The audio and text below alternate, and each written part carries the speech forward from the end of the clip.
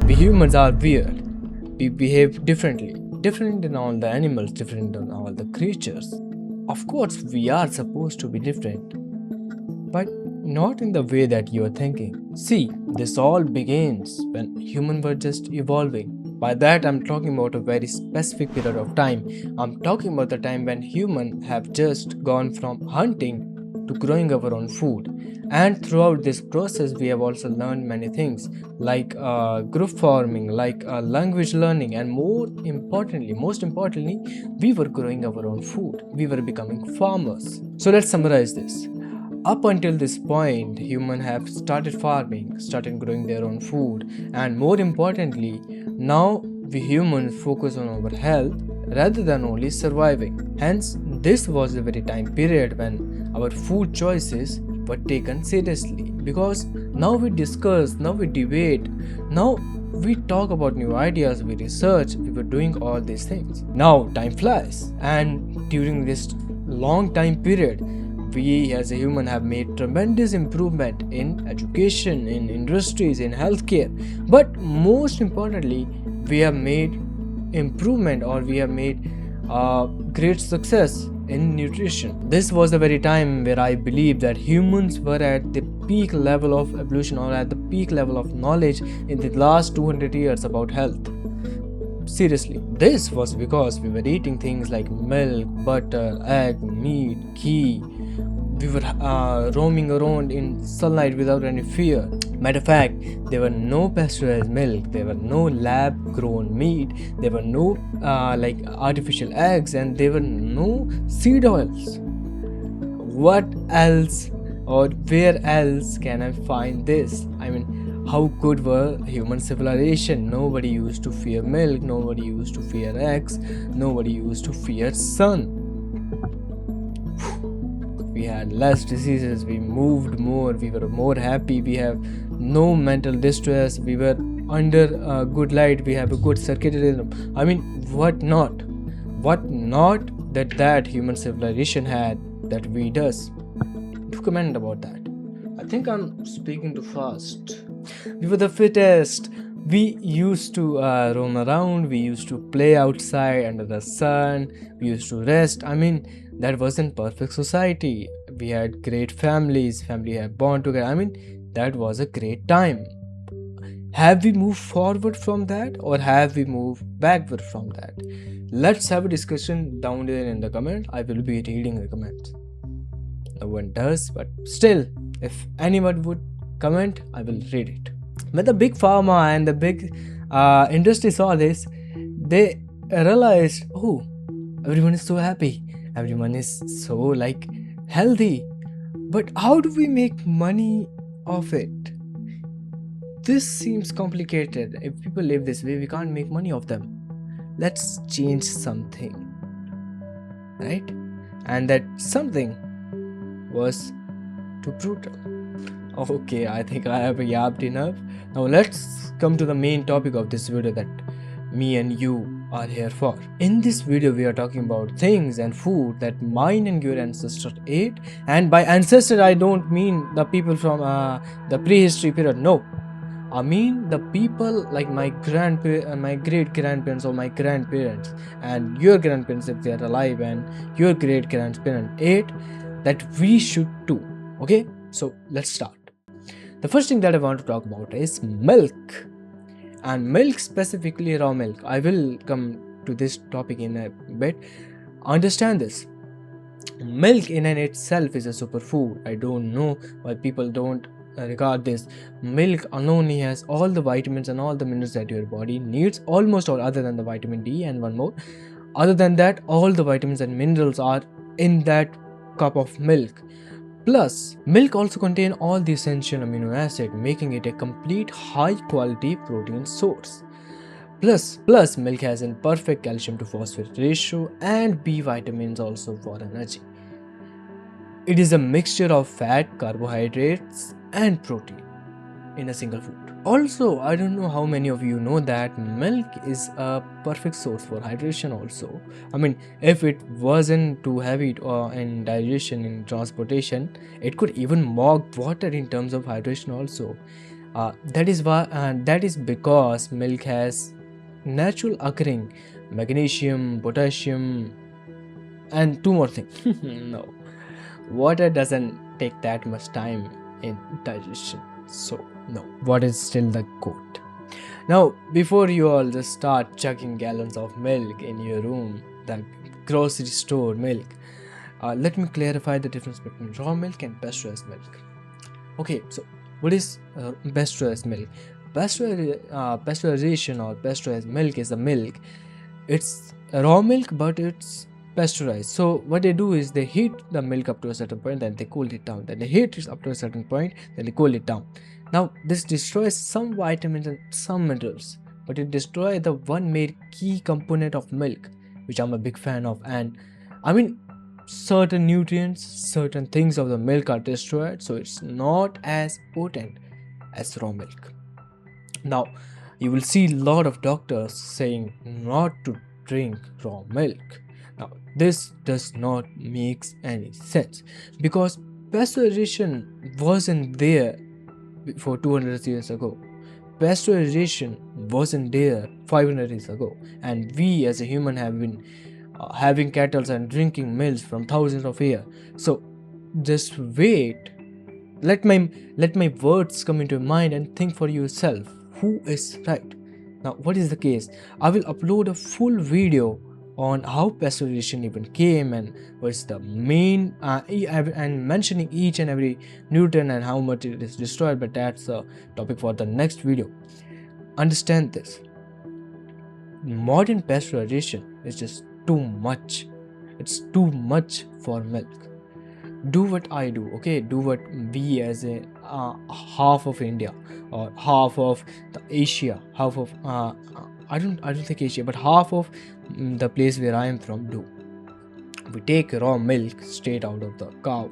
We heat it up. We only heat it once so that the pathogens, all of those are killed.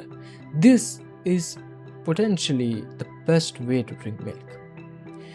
Most the very first races, or I can say the very most amount of people that drink milk are from India, are from my country, and we follow Ayurveda. Okay, in Ayurveda, Ayurveda is an ancient Indian text about knowledge about food, nutrition, health, a lot of things. And that it is mentioned to heat it only one time. Okay, so we take raw milk, we heat it once time, that's it, then we drink it. We don't drink raw milk directly. We take raw milk, we heat it. Now some people will argue this is same as pasteurization. No, that's pasteurization. The milk that you are buying from the grocery store, it has been pasteurized in an industry.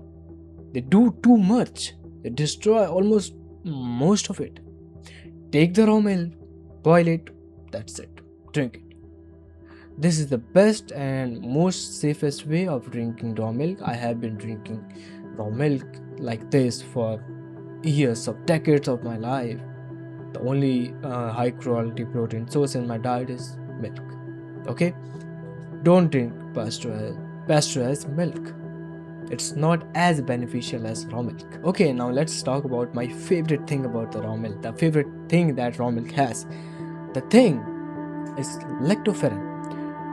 Lactoferrin, among all the tremendous benefit of lactoferrin, my favorite one is its ability to act as a neuroprotector. Heavy term, absolutely heavy term.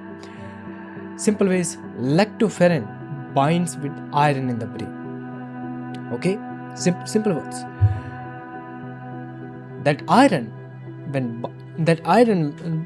in your body, when binds with oxygen, it causes oxidative stress in your body. Lactoferrin binds with it, so there is less iron available to bind with oxygen. Listen, this is the best way I can explain this. Okay, 3 things: iron, lactoferrin, and oxygen. Iron oxygen binding, creating oxidative stress in your body, which damages your cells.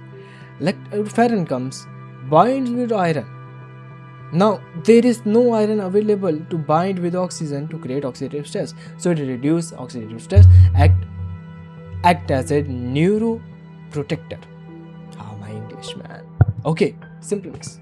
That's why I love lactoferrin, and 66% of lactoferrin is destroyed when you pasteurize milk through the industrialization. Complete video coming on this topic. Wait. I mean, you wait. I don't wait. You wait. Why would I wait? I already know. Sometime in between I'm watching my video, even I don't understand what I have spoke in the video, so I have to cut that part and reshoot it. Lactoferrin also has other benefit like supporting immunity, having antibacterial and antimicrobial activity. Second thing is honey. Let me wrap this up. I have already yapped too much in this video. Okay, honey is really good. I don't know why people don't hate it. Other than the availability and the financial reason, you should always consume honey, raw honey, not pasteurized honey. Pasteurization of anything is bad. Raw honey contain christine, and this and christine helps boosting your LH, luteinizing hormone. Luteinizing hormone can act as a precursor of testosterone, so honey may involve in the process of boosting your testosterone simply. Okay, also honey can be used as a face mask, you can use it as a hair mask, you can apply it on your skin. Honey also had wound healing property. It means if you have any small cut, you can apply honey on that. Okay, a thing to remember is honey is still high in calories. Honey is not a thing that you can binge eat, or you can just replace complete sugar with it and consume a shit bunch of it. No, honey is still high in calories. Consume in moderation, but it's lot healthier than sugar because sugar is industrialized. Anything that is industrialized is bad. Almost anything other than medicines, almost anything. Okay, so yeah, consume honey. Now we are going to an interesting part of video. Okay, third thing, sunlight. Most people think sun is only for vitamin D. Well, it's true, sun gives vitamin D, but sun is not only for vitamin D. Sun controls a thing of your life, or I can say a rhythm of your life, that is so beneficial. Without that you cannot survive. I explain that in a minute. Okay, firstly, sunlight is the only right thing that controls your circadian rhythm. Okay, what is circadian rhythm? The best way I can explain this is circadian rhythm is the natural clock of your body. What does that mean? Your body has assigned each task a specific time period of the day.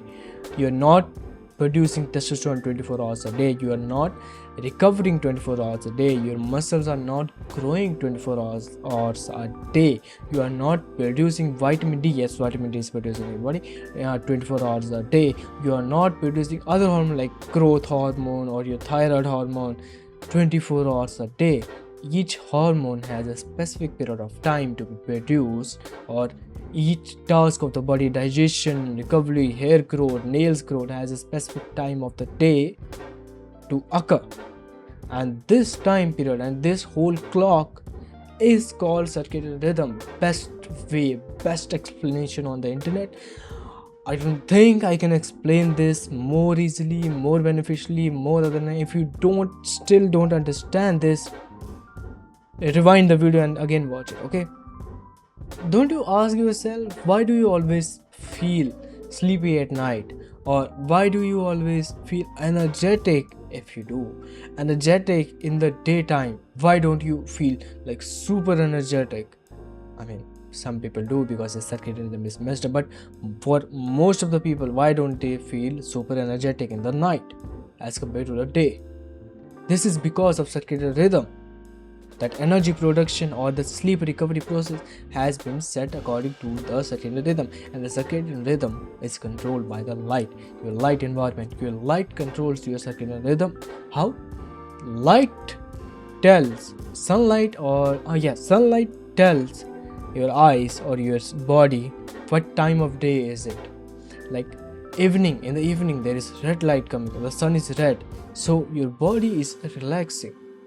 At night there is no light, there is no blue light, there is no any form light, so your body relaxes and goes to sleep. In the morning there is maximum amount of blue light. That white light you see also means that there is maximum amount of blue light in the morning. That's why you feel so energetic. Okay, that's why sunlight and sun as a whole is really important because it controls almost every single part of your body. If hut was a bug. Okay, that's why sunlight is so important. Okay, where was I? So you understand that sunlight controls your sleep, recovery, hormone, and every single thing which comes in your circadian rhythm. Why I have already explained this? Because sunlight is not same throughout the day. In the morning is too bright, in the morning and the afternoon is too bright. In the morning the sun is rising, so it's orangish light. In the afternoon it's bright, so you are receiving maximum amount of blue light. In the evening the sun is red, so red light is relaxing your body. Your body is understanding, okay, sun is red, so it's time to recover, it's time to relax. Okay, best explanation. Let's close the circadian topic here. Also, I don't know if you guys know that vitamin D is not a vitamin, it's a hormone. How? Okay, our body has Leydig cells, and vitamin D may help this in the production of these Leydig cells, hence also improving your Leydig cells function, which also improve your testosterone. Why? Because Leydig cells are responsible for testosterone production. So having adequate vitamin D will not boost up your testosterone. Okay, but if you have a low vitamin D, this will certainly impact your testosterone levels. The last thing that I want to talk about is nature. Humans are the first species that have disconnected them completely from nature. I don't understand how we have evolved this way. We sit in our rooms, have artificial light surrounding us. Even I have artificial light surrounding me. We spend our whole day indoor. We overthink. We have disconnected ourselves from nature, and then we realize, why do we feel fucked? Why do we feel distressed? Of course, this can be because of various things, but why are we away from nature? Why are we building things that keeps us ourselves away from nature? No other animal have done this. We have to understand this. We are a part of nature. Nature created us. Now currently we do not do grounding, we do not touch trees. I bet if you live in a top tier cities that you have even saw a huge tree in your life. You have never saw a huge tree in your life. You only saw those small plants that people have in their houses. Things like grounding, things like walking barefoot. Grounding is walking barefoot on the ground. Things like spending time in nature. These do have a positive impact on ourselves, our mood, our hormones. This is not a thing that only girls do in music videos. Okay, this is a serious thing. I do recommend. I think everyone should do it. How do I do it? I just walk in my ground. I just walk in the evening. I do admit I have my phone in my hand, but I do walk. I think, I overthink. I more overthink while walking. Yeah,